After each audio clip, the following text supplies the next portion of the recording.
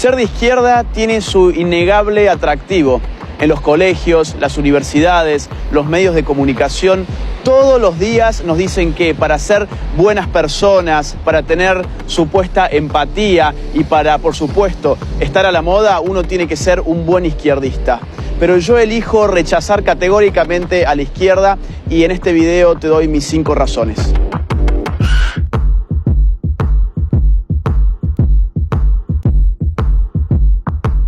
Razón número 1.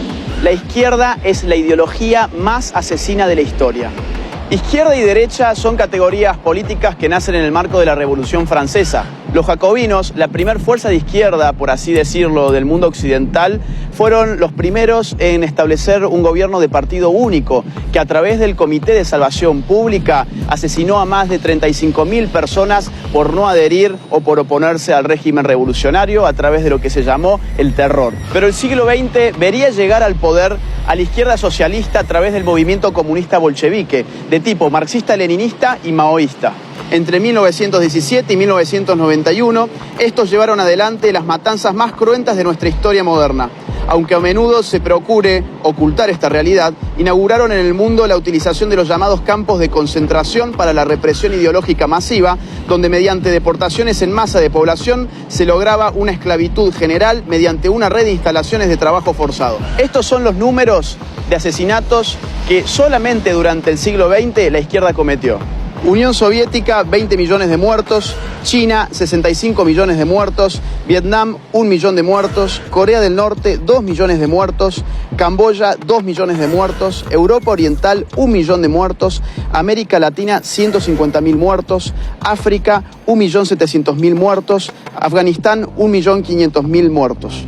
Todo esto solamente contando los casos del comunismo en el poder, es decir, sin contar los muertos en manos de organizaciones terroristas y guerrilleras de izquierda a lo largo y ancho del mundo. Por ejemplo, sin contar los más de 21.600 atentados que cometieron Montoneros y ERP en la Argentina.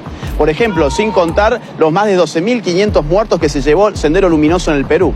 Si de asesinato se trata, es bueno recordar que el primer país en el mundo que legalizó el aborto fue la Unión Soviética en el año 1920 y que en América Latina el primer país que legalizó el aborto fue Cuba en el año 1965. Es por eso que el más importante político libertario del siglo XX, Ron Paul, ya nos decía en su libro Aborto y Libertad que el aborto estaba íntimamente ligado con el totalitarismo de los movimientos comunistas.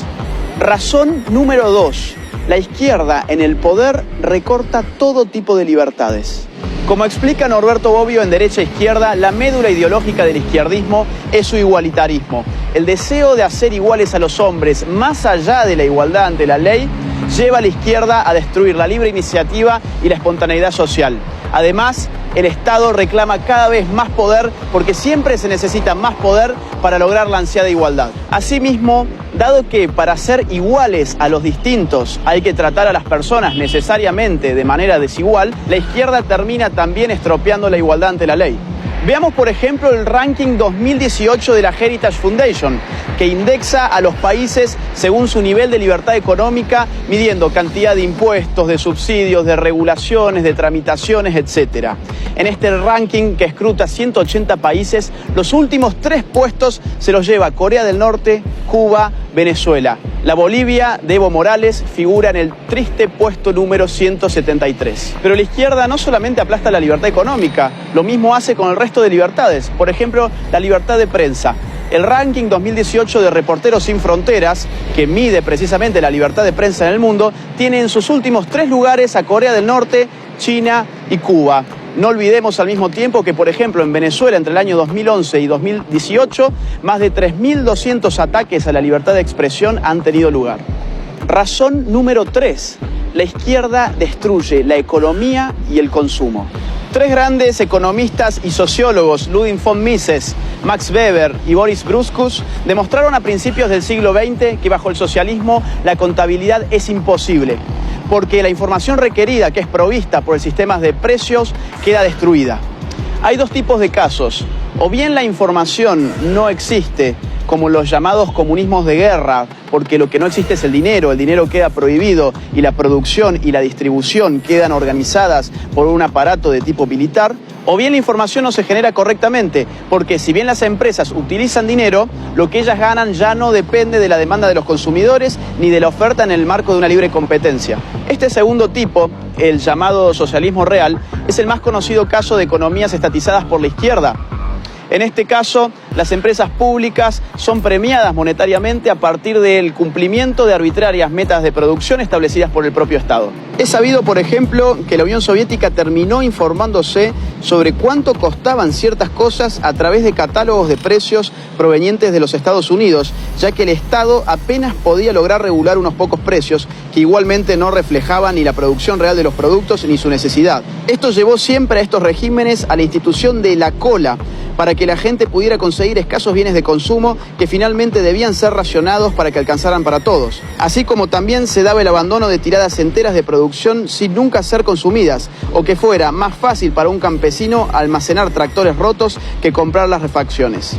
Pero por otra parte, en su ansiedad por igualar, la izquierda termina arrasando con los incentivos económicos que llevan precisamente a los hombres a producir. Esto es muy fácil de entender. Supongamos que Juan gana 10 y Pedro gana 6. Lo que la izquierda dice es, hay que quitarle 2 a Juan para igualarlo respecto de Pedro. El problema es que seguidamente Juan, que ganaba 10, ya no va a tener más incentivos para continuar ganando 10, sino que su productividad va a caer a 8. Y así sucesivamente la torta se va haciendo siempre cada vez más pequeña. Si a la redistribución compulsiva le sumamos un Estado que va avasallando los derechos de propiedad, que afecta a la iniciativa privada, que engrosa cada vez más el sistema público y aumenta sus regulaciones, tal como siempre ocurre en los regímenes de izquierda, lo que veremos afectarse en definitiva y de forma indefectible es la economía. Razón número 4. La izquierda destruye la calidad de vida. Este punto está íntimamente ligado al otro y los datos y los números están a la vista de todos. Por ejemplo, Ucrania. Stalin, entre el año 1932 y 1933, provocó una histórica hambruna en ese país, en la cual murieron de hambre más de 4 millones de personas y para el año 1934 el índice de natalidad había bajado hasta un 40%. Miremos si no el caso chino. Con el régimen totalitario implementado por Mao Zedong, la tasa de pobreza era de un 80%, pero con las reformas de mercado del año 1978 por Deng Xiaoping, ese número empezó a decaer y terminó siendo del 10%. Esto significa que, dejando atrás el socialismo a partir de las reformas de mercado, China logró sacar de la pobreza a más de 500 millones de personas. Veamos también lo que sucedió en Cuba. Finalizando los años 50, antes de la revolución de Fidel Castro, el Atlas Económico Mundial de Ginzburg colocaba a Cuba como el tercer país de mayor ingreso per cápita de Latinoamérica, después de Argentina y Uruguay. Hoy, Cuba ocupa el penúltimo puesto del ranking, con $7.602 del PBI per cápita, mientras que en Chile, por ejemplo, el ingreso es de $27.058 per cápita, y el primero en América Latina en el Índice de Desarrollo Humano de la ONU. Y tenemos el caso venezolano frente a nuestras propias narices. El llamado socialismo del siglo XXI dejó en la pobreza a un 87% de su población. En el año 2017, por ejemplo, el 64.3% de los venezolanos bajó de peso un promedio de 11,4 kilogramos. Y el 76% de la población escolarizada hoy no concurre a clases por no tener alimentos en sus estómagos. La penuria también se puede medir por la emigración. 4 millones de venezolanos han abandonado Venezuela desde la instauración del chavismo.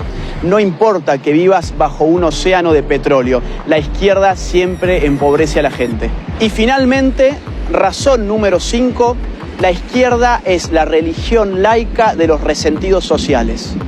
La frustración es una realidad psicológica de la cual nadie está a salvo. Es propio de la limitación humana no lograr aquello que nos proponemos en todos los casos. Siempre hay algo que no conseguimos ni podremos conseguir. El ser humano, por definición, es falible. Acá es donde la izquierda interviene, calmando la frustración y trastocándola por resentimiento.